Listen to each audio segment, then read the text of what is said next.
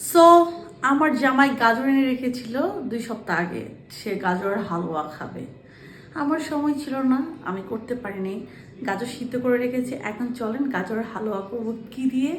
ঘি ছাড়া, তেল দিয়ে, শুধু সুগার দিয়ে আর দুধ দিয়ে। চলেন গাজরগুলি ব্লেন্ডার করে নিব একটা একটা করে।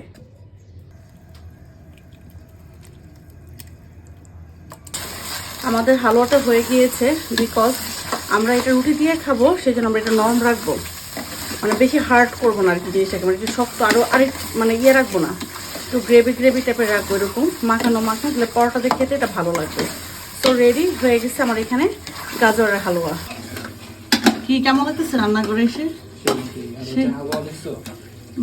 দেখি হালুয়া, হালুয়া হচ্ছে, ব্ল্যাক ব্ল্যাক লাগতেছে হালুয়াটা, বিকজ লাইটিং এর কারণে, রাইট? কালারটা সুন্দর হয়েছে। হ্যাঁ, কালারটা অনেক সুন্দর হয়েছে। ওকে, পরোটা রেডি, এখানে রেডি।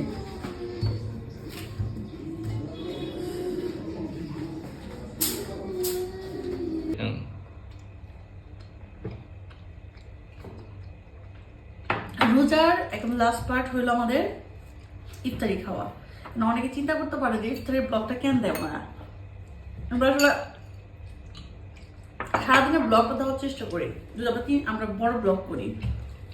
তো তোমরা বসো, কেমন হয়েছে গাজরের হালুয়া চেক করে আমাকে বলো। দেখতে মনে হচ্ছে অনেক মজা হয়েছে। আমি জানি না কেমন হয়েছে, কিন্তু আমি নরম রাখছি, মানে হার্ড করি নাই।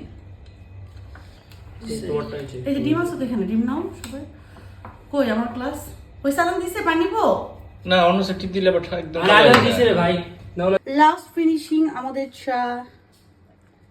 এই যে এটা তোর চা। আজকে কান্নাটা করছে আমার বোন। হ্যালো এভরিওয়ান, শেষ ব্লগ।